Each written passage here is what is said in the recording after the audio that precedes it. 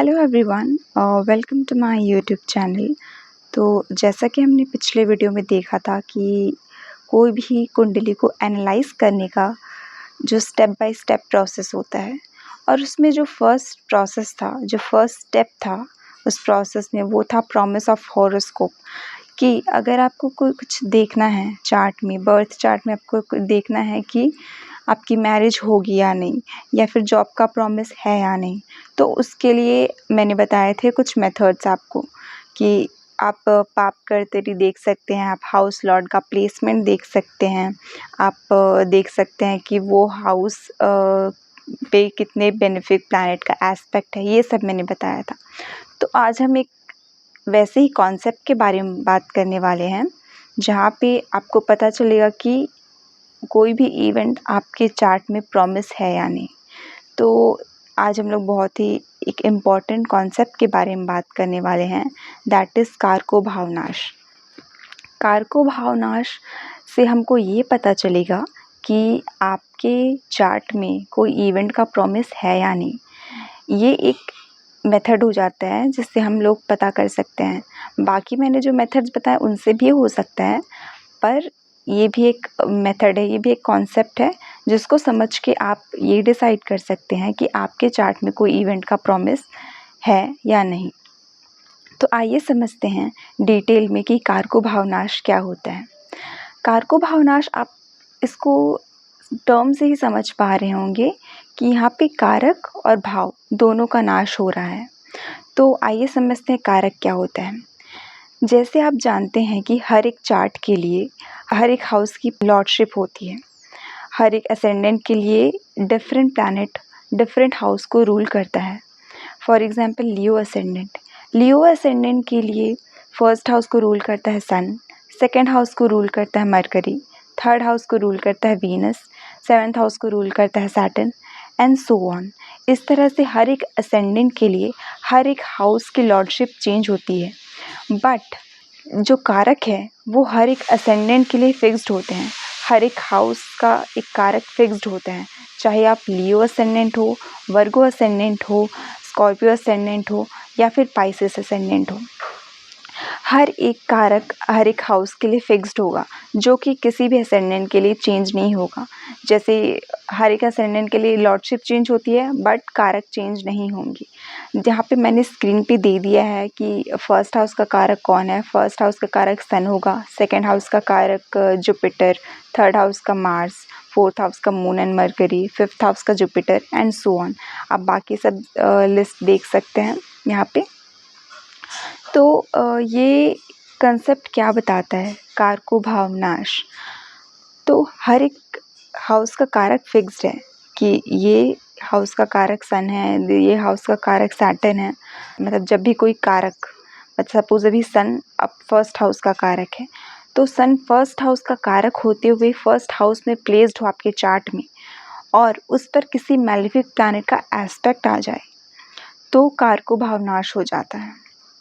What it means, sun represent करता है vitality को, सन रिप्रेजेंट करते हैं इम्यूनिटी को, सन हमारी हेल्थ, ओवरऑल हेल्थ को रिप्रेजेंट करता है, और फर्स्ट हाउस भी हमारे ओवरऑल हेल्थ का है। तो यहाँ पे क्या हो रहा है, किसी मैलेफिक प्लैनेट का एस्पेक्ट आ जाए, फॉर एग्जांपल सैटर्न का एस्पेक्ट आ जाए 11th हाउस से, थर्ड एस्पेक्ट आ जाए सन पे, तो क्या होगा, यहाँ पे हेल्थ अफेक्टेड रहेगी इस पर्सन की, डिपेंडिंग ऑन अदर फैक्टर्स। अगर सन फ्रेंडली साइन में है तो वो इफ़ेक्ट कम देखने को मिलेगा, बट अगर सन अगर अपने एनिमी साइन में है तो हेल्थ में ज़्यादा डिस्टर्बेंस देखने को मिल सकती है। तो यही होता है कारको भावनाश। हम एक और एग्जाम्पल लेते हैं। फॉर एग्ज़ाम्पल जुपिटर का लेते हैं। जुपिटर कारक है फिफ्थ हाउस का। जुपिटर 2, 5, 9, 11 इन चारों हाउस का कारक है। सपोज़ जुपिटर फिफ्थ हाउस में प्लेस्ड है।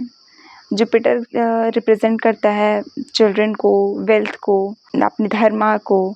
तो अगर जुपिटर फिफ्थ हाउस में प्लेस्ड है और उसको कोई मैलेफिक प्लैनेट देख ले, तो कारको भावनाश हो जाएगा। तो इस पर्सन के लाइफ में क्या होगा कि जो चिल्ड्रन का सुख है वो इस पर्सन को नहीं मिलेगा। अब कितना मेलेफिक इन्फ्लुएंस है इस 5th हाउस पे, उस पे डिपेंड करता है कि इसके चिल्ड्रन होंगे ही नहीं, या फिर होंगे तो वहाँ से इसको दिक्कत आ सकती है।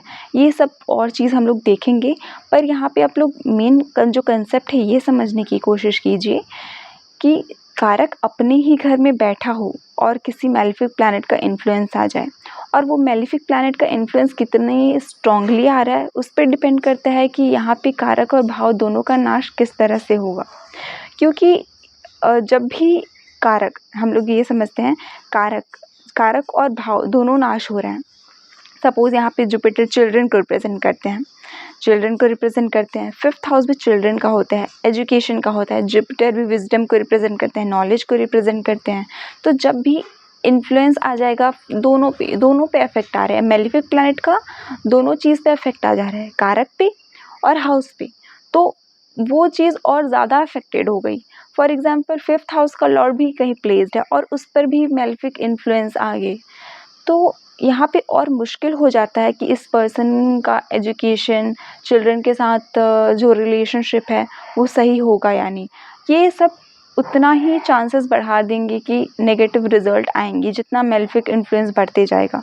बट मेन बात यही है कि कारको भावनाश आपको देखना है। ये एक बहुत ही इंपॉर्टेंट कंसेप्ट है। अगर आपको चेक करना है प्रॉमिस ऑफ होरोस्कोप, अगर आपको चेक करना है कि कोई इवेंट प्रॉमिस है या नहीं, अगर 5th हाउस पे या फिर जुपिटर पे 5th हाउस के लॉर्ड पे ज़्यादा मेलेफिक इन्फ्लुएंस आ जाए तो वहाँ पे 5th हाउस की जो सिग्निफिकेंस है उसमें रिजल्ट आपको कम देखने को मिलेंगे। तो आइए हम लोग एग्जाम्पल से समझने की कोशिश करते हैं, इससे आपको बेटर समझ में आएगा। तो यहाँ पे मैंने राजीव गांधी का चार्ट लिया हुआ है। इनका चार्ट है लियो असेंडेंट का, एंड सन 1st हाउस में प्लेस्ड है अपने ही साइन में। ऑल्सो इस 1st हाउस पे जुपिटर, मून, मरकरी और वीनस 4 बेनिफिक प्लैनेट का इन्फ्लुएंस है। तो यहाँ पे कारको भावनाश का इफेक्ट हमको नहीं देखने को मिलेगा। क्यों? क्योंकि बेनिफिक प्लैनेट का इन्फ्लुएंस आ गया। ऑल्सो सन अपनी फ्रेंडली राशि में बैठा है। बट यहाँ पे आप देख सकते हैं सैटर्न 3rd एस्पेक्ट से 1st हाउस को देख रहा है। तो यहाँ पे क्या हो गया, 1st हाउस पे एक malefic planet that is Saturn का 3rd एस्पेक्ट आ गया, तो एक मेलेफिक प्लैनेट का इन्फ्लुएंस आ गया और 4 बेनिफिक प्लैनेट का इन्फ्लुएंस आ गया। तो यहाँ पे इस चार्ट में कारक भावनाश का कंसेप्ट नहीं लगेगा। इट मीन्स इनकी जो हेल्थ है, इनके जो हेल्थ पे बिल्कुल भी अफेक्ट नहीं आएगा नेगेटिवली, इनका हेल्थ अच्छा रहेगा through out life. Next chart लिया है मैंने राजेंद्र प्रसाद का। तो इनका चार्ट है सैजिटेरियस असेंडेंट का, और यहाँ पे आप देख सकते हैं जुपिटर 9th हाउस का कारक है और 9th हाउस पे ही बैठा हुआ है। पर यहाँ पे कारक भावनाश वाला कंसेप्ट लगेगा नहीं, क्योंकि यहाँ पे जुपिटर अपने ही फ्रेंडली साइन में प्लेस्ड है और इस पर किसी भी मेलेफिक प्लैनेट का इन्फ्लुएंस नहीं आ रहा है। तो यहाँ पे जुपिटर जो 9th हाउस की जो सिग्निफिकेंस है उस पर नेगेटिव रिजल्ट नहीं देंगे। ये तो यहाँ पे राजेंद्र प्रसाद के चार्ट में कारको भावनाश वाला कंसेप्ट नहीं लग रहा है, क्योंकि कोई भी मेलेफिक प्लैनेट का इन्फ्लुएंस नहीं आ रहा है और जुपिटर अपनी ही फ्रेंडली साइन में प्लेस्ड है। तो ये अब बहुत ही रिलीजियस होंगे, अपने जो भी जिस भी रिलीजन को फॉलो कर रहे होंगे उसको बहुत ही बिलीव के साथ फॉलो करते होंगे, और गुरु, धर्म, ये सब में बहुत ही विश्वास रखते होंगे। नेक्स्ट चार्ट लिया है मैंने स्वामी विवेकानंद का।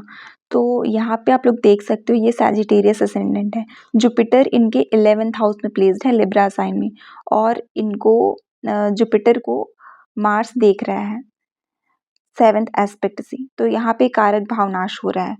11th हाउस क्या को रिप्रेजेंट करता है? 11th हाउस रिप्रेजेंट करता है गेन्स को, मासेस को, मटेरियल प्लेजर को। तो यहाँ पे 11th हाउस में जुपिटर जाके इस कारक और भाव दोनों का नाश कर रहा है। तो ये जो स्वामी विवेकानंद थे ये मटेरियल प्लेजर में, मटेरियल या फिर वर्ल्ड लग्जरीज में ज़्यादा इन्वॉल्व नहीं थी। ये इनकी लाइफ बहुत ही स्पिरिचुअल, नॉलेजेबल और विजडम से भरी थी। तो यहाँ पे जो 11th हाउस का जो भी कारक है उसको डिस्ट्रॉय कर रहा है कारक भावनाश की वजह से। अब यहाँ पे कंफ्यूजन ये हो सकता है कि जुपिटर तो रिप्रेजेंट करता है विजडम को, नॉलेज को, चिल्ड्रन को, ये सब को रिप्रेजेंट करता है, वेल्थ को। तो यहाँ पे सिर्फ मटेरियल जो प्लेजर है, मटेरियल या फिर वर्ल्डली लग्जरीज है, वही क्यों अफेक्ट हुई, और यहाँ पे नॉलेज, विजडम ये क्यों अफेक्ट नहीं हुआ?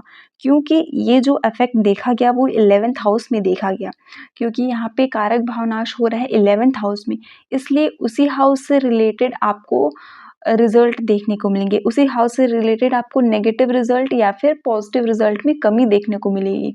यहाँ पे 9th हाउस अफेक्ट नहीं हो रहा है, तो यहाँ पे इनके विजडम, नॉलेज में कोई कमी नहीं आएगी या फिर उस पर अफेक्ट नहीं होगा। अगर ये सेम चीज़ जुपिटर अगर सेकंड हाउस में प्लेस्ड होता और कारक भावनाश अगर हम लोग को सेकंड हाउस में देखने को मिलता जुपिटर का, तो यहाँ पे वेल्थ अफेक्ट होता। वेल्थ से रिलेटेड हम लोग मेजर प्रेडिक्शन करते। तो जुपिटर 4 भाव का कारक है, 2, 5, 9 एंड 11। बट डिपेंड करता है कि वो कहाँ पे कारक भावनाश हो रहा है। जिस हाउस में कारक भावनाश हो रहा है उस हाउस से रिलेटेड सिग्निफिकेंस में ही हमको रिजल्ट देखने को मिलेंगे। हम लोग किसी और हाउस का मिक्स मैच नहीं कर सकते। अगर 5th हाउस से रिलेटेड 5th हाउस में कारक भावनाश हो रहा है तो हम लोग मटेरियल प्लेजर या फिर गेन्स ये सब का इफेक्ट नहीं देखने को मिलेगा यहाँ पे। अगर कि 9th हाउस में हो रहा है तो हम लोग वेल्थ का प्रेडिक्शन नहीं करेंगे हम लोग। सो इस तरह से आप कारक भावनाश को एनालाइज कर सकते हैं। Thank you so much for watching this video. अगर आपने पहला वाले वीडियो नहीं देखा हुआ है तो वो आप देख लिए, वहाँ से आपको चीज़ें और बेटर समझ में आएंगी। वो फर्स्ट स्टेप है कोई भी कुंडली एनालाइज करने का, वो स्टेप बाय स्टेप प्रोसेस मैंने बता रखा है। आप वहाँ वो वीडियो चेक कीजिए, उसके बाद आप ये समझने की कोशिश कीजिए, आपको बेटर समझ में आएगा। Thank you so much for watching.